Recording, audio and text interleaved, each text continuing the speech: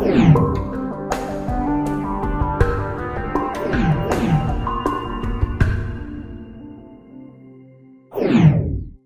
wrote 27 opening paragraphs and lay awake at night imagining headlines such as ex-neighbours starlet drops kit for climate, youth activists, MPs and scientists quarantined. The quotes you see up on the screen are only 2 of the 1,000 that hit my periphery as I stalked my climate change education.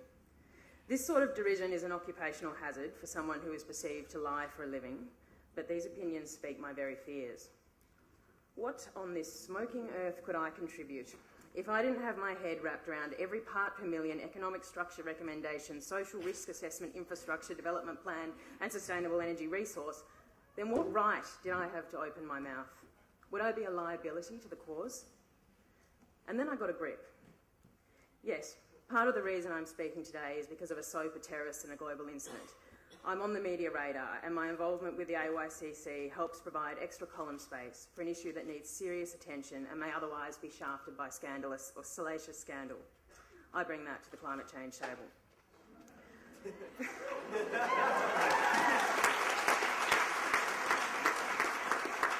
But I wouldn't actually be physically standing here today if that were the only reason. My reason for what I do for a living stems from my drive for truth and understanding. I work to understand the truth of a character in the hope that when an audience watches the performance, they will connect and identify and maybe take something valuable away from the experience. With that as my strongest qualification, let me share a personal truth with you. Its name was Glendine, just shy of 1 acre. It sat amongst 360 degrees of rolling paddocks. At the horizon, Phillip Island and the waters of Western Port Bay gave us a pretty clear indication of what the weather was planning each day. On a sunny day, we'd hike down the hill to a small creek. For hours, we'd make mudslides and mud cakes, umbrellas and reeds out of fern fronds. Through a time capsule we'd buried beside the creek, we would swap notes with friends who lived on the other side of the gully. We were Star Wars characters from the forest moon of Endor. We were pirates eyeing the sea from the top of the mast tree. Overhanging branches became homes. Different parts of the garden became stores in our secret garden village. On a rainy day, I'd climb to the top of the hill opposite our house with a raincoat and a Walkman, lie in the soft, long green grass and watch the raindrops fall, listening to my favourite music. Weekends were cross-country expeditions on horseback to a Bodyguard soundtrack. I take full responsibility now for any extra methane gas released by the shock cows as we ricocheted past, screeching, "I will always love you, you."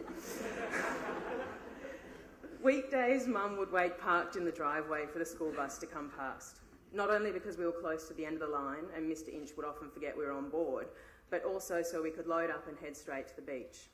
In summer, it was a ritual for local families to meet at the Pines, a stunning sliver of beach broken by a creek bed, perfect for the littler members of the family until they graduated to the ocean.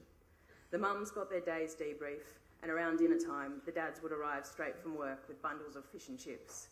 Surfboards and boogie boards would become a banquet table for sometimes up to 30 people, and roughly an hour after dinner, the kids would be back in the water, surfing until it was too dark to see, or a parent got worried about sharks. 9 out of 10 family holidays involved a two-man tent, and we went everywhere. To this day, my all-time favourite photo is one taken by my mum during a camping holiday to Fraser Island. I am 7 and my sister is 3. We are standing ankle deep in silver water and Dad is showing us the dolphins playing further out to sea. It's almost a silhouette, but the meaning of the image is incredibly poignant for me. It is a family, at peace. This is why I'm here. In my heart, it is my belief that to know this moment is my right and the right of all human beings. I may be no expert, but I can see with my own eyes the window to this freedom closing in my backyard and beyond. I will not be one of those people who stood by and allowed this loss simply because we couldn't agree on the why and fear was the currency of the day. I believe in more than that.